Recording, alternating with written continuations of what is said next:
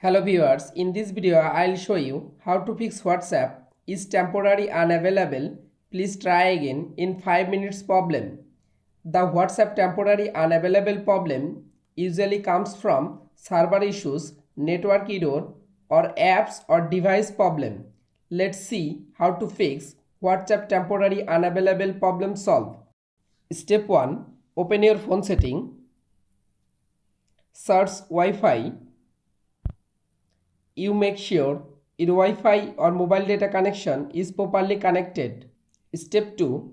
Long press or long tap in WhatsApp application. Go to Apps Info.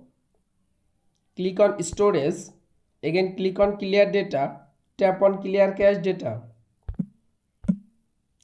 Step 3. Open Play Store.